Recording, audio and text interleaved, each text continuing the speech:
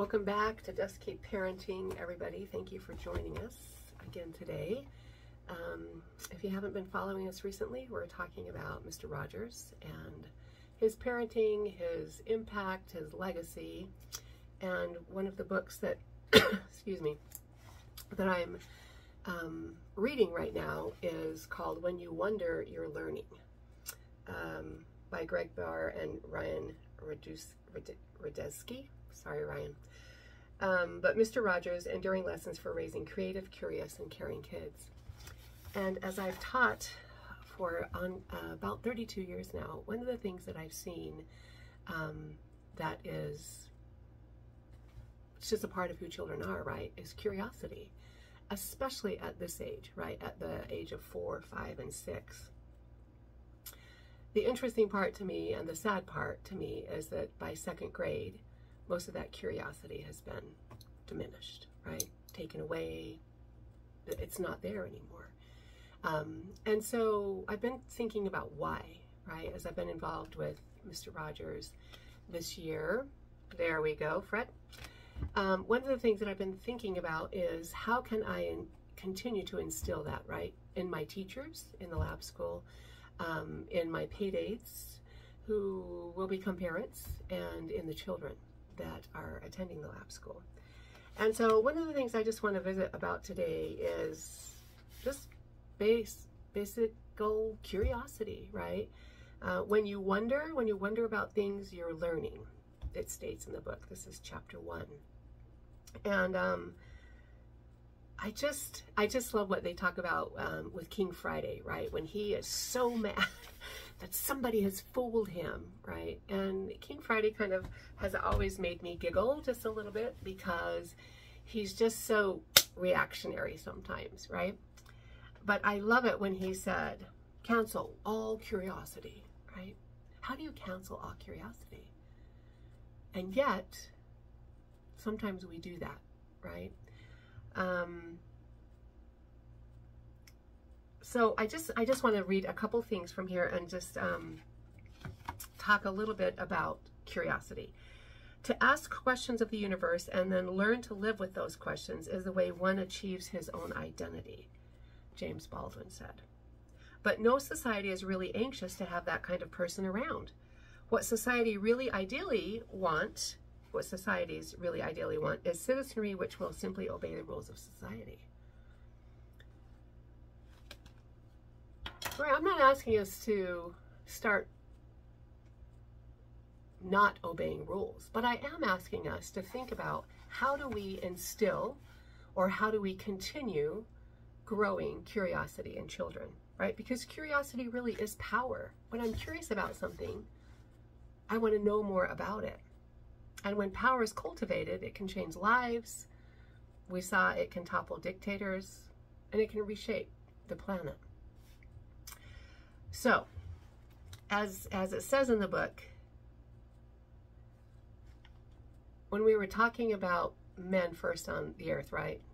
They took 2 rocks, put them together, and made fire. And that totally changed the trajectory of humanity. It says, according to one theory, the discovery of fire gave way to cooking, better nutrition, which led to the doubling of hominoid neurons. So because 2 people or somebody put 2 rocks together and made fire, we have amazing things happen later. So the most amazing thing about this, as the authors state, is our predecessors passed this on to us, right? We're benefactors of that. Nearly every human being is born curious. Babies as young as 9 weeks old tend to focus on what's new and unfamiliar rather than what's constant or routine. Before they learn to speak, they learn to point. And so I spent some time with my great niece this morning. And I would say to her, baby me, what's that? No. And I'd say, what's that? Blue door, right? And so I loved just interacting with her and what's that, right? Just that curious piece. What's that? She calls me Dora. What's that? Dora. And I just thought to myself, I have to do another video today about curiosity, right? because as toddlers, they become like dogged investigators, right? They're always asking why, which sometimes drives, the adults in their life a little bonkers. But they want to know why. They want to know what's there. So if we can figure out how to help them, right? Help transition that curiosity, how to help them go with that curiosity. Because I love how the author said, curiosity is so ubiquitous, so fundamental to who we are as a species, that psychologists put it on par with the drive to eat, to sleep, and reproduce.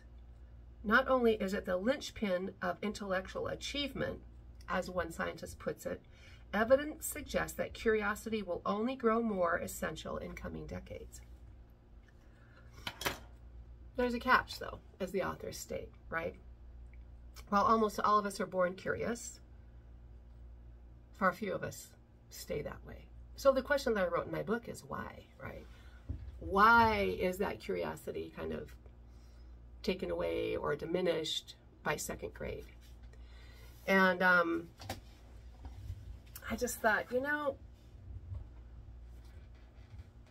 I get that it doesn't take a tyrant, right, to cancel curiosity, because just a well-meaning adult, right, can do that to children.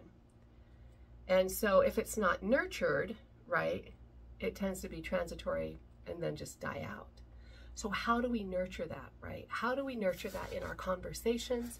How do we nurture that in our homes, in our neighborhoods, as Mr. Rogers would, right? And in the classrooms. And so that's what I'm going to do. I'm going to talk for the next 4 or 5 weeks just about curiosity and how to do that. I love this quote from the book where it says, it's been estimated that today's young people could change jobs as many as 15 times over the course of their lifetimes, and that many of their jobs will require work that has not even been invented.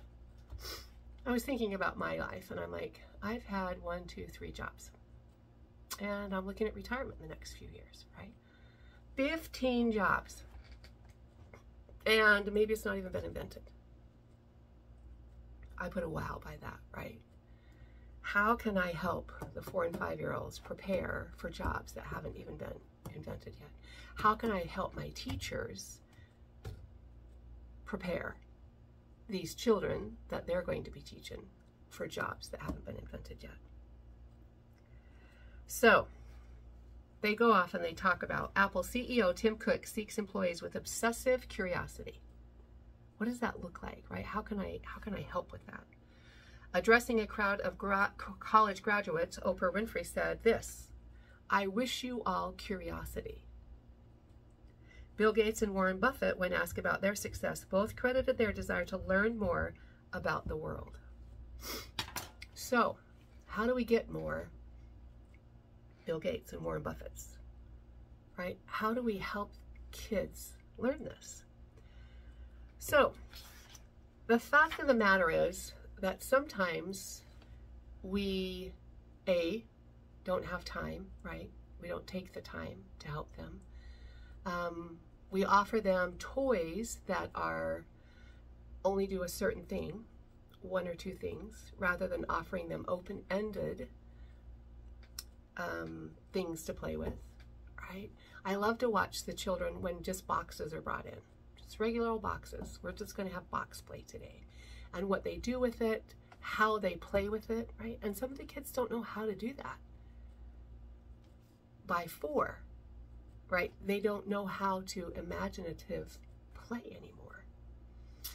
And so, as I talk about today, as I talk about curiosity, what are you doing in your world, right?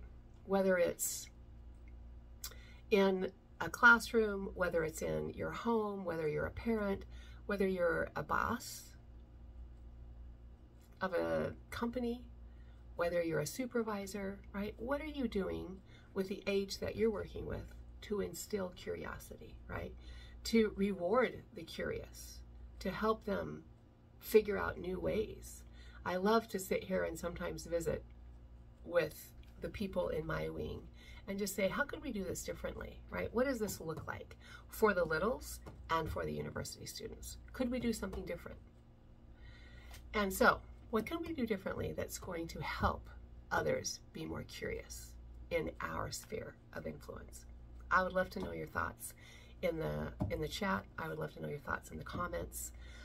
So what are you doing today to inspire curiosity in those that you're working with? I would love to hear. Thanks so much for joining. Make it a great week.